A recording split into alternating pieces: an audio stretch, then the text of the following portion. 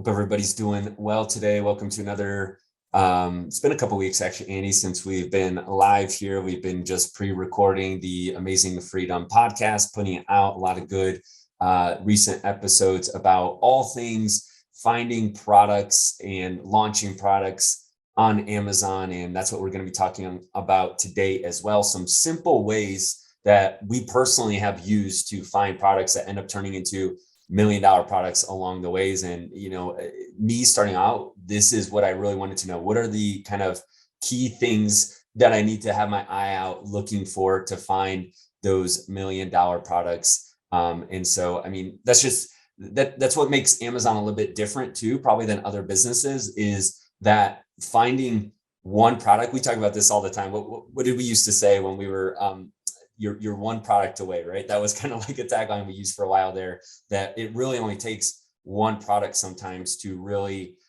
change your Amazon business or your business in total, because you put in that upfront work and then one product, you can kind of ride that for years and years to come.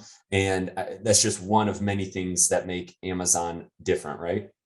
Yeah, absolutely. I go back again to 2013 when I first started selling on Amazon, and kind of my aha moment was realizing Amazon's FBA program, Fulfillment by Amazon, and the fact that I could ship in thousands of products into Amazon and then sit back and watch Amazon fulfill those products to customers.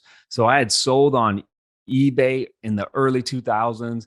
And I was making a lot of trips to the post office back then, because anytime someone buys it, right, you have to go to the post office and ship it to the actual customer. But the beauty and the genius of Bezos in creating this Amazon fulfillment program was now there was opportunity for small businesses to scale in massive size because they're doing all the heavy lifting. And, I was reminded again this past week. My son and I actually just took a trip out to where I grew up. It's near Chicago, to visit my father. My mother passed away about 3 months ago. And so my father is definitely struggling, grieving, dealing with loneliness. So AJ and I on the fly got an airline ticket, and we were able to go out there and spend 5 days with him. And the beauty about e-commerce and selling on Amazon is our account was continuing to hum at $35,000, $40,000 a day, even though I was there spending time with my father as he continues to go through this grieving process. So that's why we continue to evangelize. Like, folks, if you're not in the Amazon e-commerce game, you need to get in it. It's an amazing business, but it also affords you the type of lifestyle that you can create really for yourself and for your family. I've shared this before, but for the last, what has it been, 5 or 6 years now, really ever since we got married, my wife and I have gone to Florida for 3 to 4 weeks a year. And I just sometimes I'll bring my whole desktop computer, just my laptop with me, and I'll work when I'm there. But we get to hang out at the beach for 3 or 4 weeks. And, I've always been thankful that that's kind of like a major thing that we do every year that I probably would not be able to do if I was operating, again, either in a regular job or operating a physical location-based business where it requires me there daily to do stuff. So yeah, that's been one of the best things about selling on Amazon for sure. Well, hey, if you're just joining us, I want to remind you to go to amazingfreedom.com and sign up to be an Amazing Freedom Insider. We've been seeing some really good feedback recently, both about our newsletter and then our magazine. The magazine's been really cool to see go out. The first issue we had this year, we highlighted you, Andy, and some of your story to where you got, how you got to where you're at now with your Amazon journey.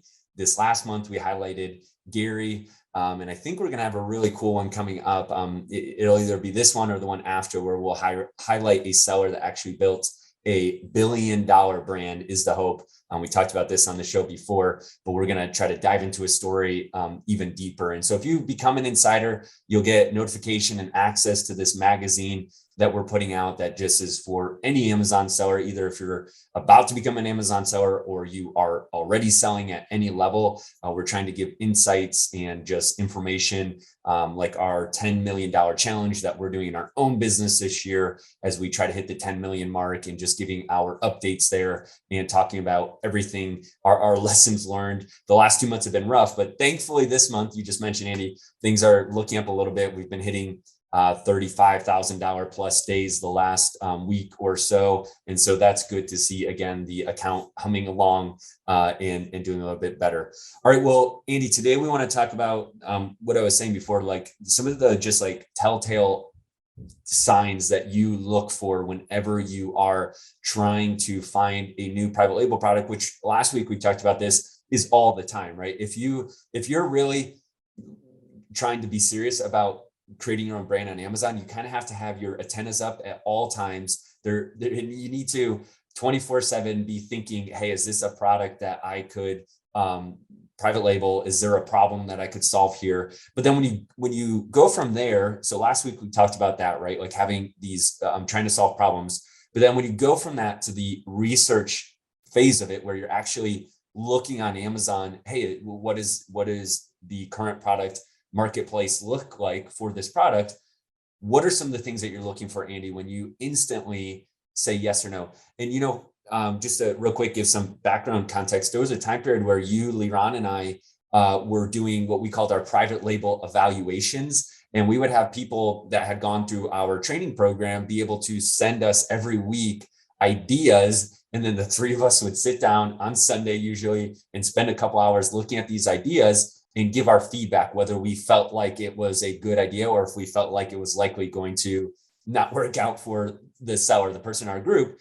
And a lot of times, we could determine within the first 2 minutes, literally, of looking. Other times it was challenging. We had to do more data research and look into it. But sometimes within a minute or two, Andy, you are like, yes, I think this has potential. So what are some of the things you're looking for when you're instantly like, hey, this at least is worth exploring further? Yep, sure. First of all, I'm super excited that now we're kind of laser focusing in with our podcast on product discovery and launching products. Those are the two biggest questions that we get asked on a daily basis. How do I find a product to sell? How do I launch my product on Amazon? So we're going to deep dive on every podcast. If you did not listen to last week's podcast, I highly encourage you, go and listen to it, because we talk about ways you don't need any software. You don't need any type of digital subscription to find products. And we talked about that last week. Well, right now we're going to talk about how you find $1 million products just going through the Amazon catalog. And there's 3 specific ways, and we'll deep dive into each of these. One is you look at their images. 2, you see if their bullets are there, if their description is there. 3, you're going to look at the reviews. So let's take that first one, Nate. How does a seller who's looking for a potential product, how does looking at a main image help them identify if that's a good product to potentially sell or not? So when I'm going and I'm diving into a niche and I'm looking at the current competition, we talk about this all the time. There's basically 2 main factors when you're trying to determine if this is going to be a good opportunity. You're looking at the number 1, demand, and number 2, competition. So it all comes down to that. There's demand and competition. Is there enough demand there for you to sell? And is it too competitive for you to come in and compete? And the one thing to note there is that you technically could probably always come in and compete for a product. If you were the right brand, if you were the best marketer in the world, you probably, and you have enough budget capital, you can come in and compete with anything, even if it is Bluetooth speakers or something that's crazy competitive. If you have enough money, if you have enough branding, you can come in and compete. But for the first point, the demand, no matter how good you are at branding, if there is not enough demand for a product, you can only manufacture so much demand typically. Like you might be able to get some more by doing external traffic techniques and advertising. But if people just aren't searching for the product, it's very difficult to manufacture that and try to force your way into that product. So we'll have specific podcasts on that demand side for other episodes. We talk about that a lot. But today I want to focus in on that competition side. And that's what a lot of times we're looking at. We're trying to instantly determine, is there room to compete? We're using a tool like a Keep a Graph or like a Helium 10 to look at the estimated sales we see that a product is selling well, or you could just go to Amazon and simply look at the BSR, right, of the product and see that it's selling well.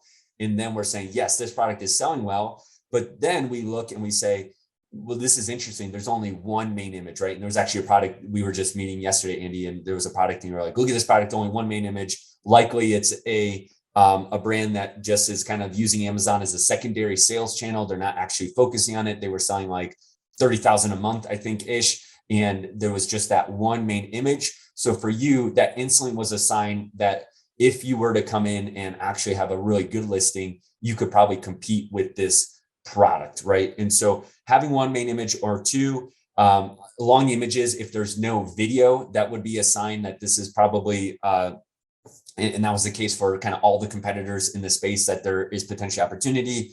And so that main image, if you see products like that, that could be an instant sign to you. Now, if you do use software, if you are someone that is just going through the trying to filter through Amazon results via software, a lot of the software has like a listing quality score, and that usually is looking at things like the number of image, the length of the bullets, the number of images in the number of reviews. All those things kind of go into the listing quality score. So filtering for a low listing quality score is one way with the software to potentially show you all of these products. But even if you don't have it, you can see it just by going through what we talked about in the last episode and doing your Amazon research.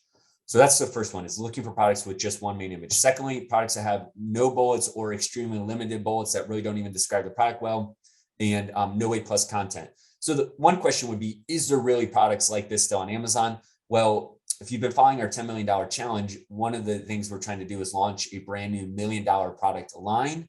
And that's going well so far. It got off to a little bit of a slow start, but now this product is in the green already. This month it is positive. It's making money despite all of our pretty big marketing promotions going into it. It's selling well on Amazon, and it's selling even better on our Shopify website than we anticipated. So that's going well. But one of our main competitors has this exact scenario. One main image, like 4 bullets, but they're each only a couple words and no A+ or description. So there are products like this that are still out there. And that's something else we look at.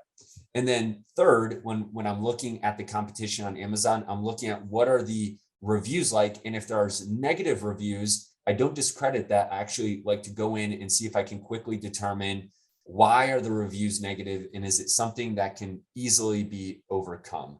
So Andy, one of the ways we've done in the past is we look for products that especially have a lot of wholesale type sellers or arbitrage sellers, whatever it is, on it. And so you might see that there's 5, 10 people selling this product. And a lot of times those sellers aren't taking care of the customer the way that we would, and as a private label brand owner, they only sell on the listing. And so when a customer has an issue, they're not refunding that customer when it's past the return window, right? They're not trying to make it so instead of a 3.7 rating, they could boost it up to a 4.0 or even a 4.3 rating because of just the customer service or the attention to detail around the listing. And so again, we personally have gone after products that had this exact scenario where the listing was like around a 3.5 star rating. And just because of our good Amazon customer service and knowledge, we brought in a very similar product that probably functionally wasn't any better than that one we were looking at, but the reviews overall performed a lot better just because of the service we gave it. Anything else when it comes to reviews that you're looking at when you see a listing? Like what jumps out to you with the reviews? I mean, there's the number of reviews that we talked about a lot, but what about the actual quality of the reviews? Yeah. So if you're seeing a product and it has a 3-star, 3.5-star review, yet it is still selling $100,000 a month, which was similar to a product that we actually sell right now, that we found a competitor selling, then that shows you that there's this appetite for this product. However, the company that develops or produces that product has not been able to raise the standard of that product to 4 stars to 4.5 stars.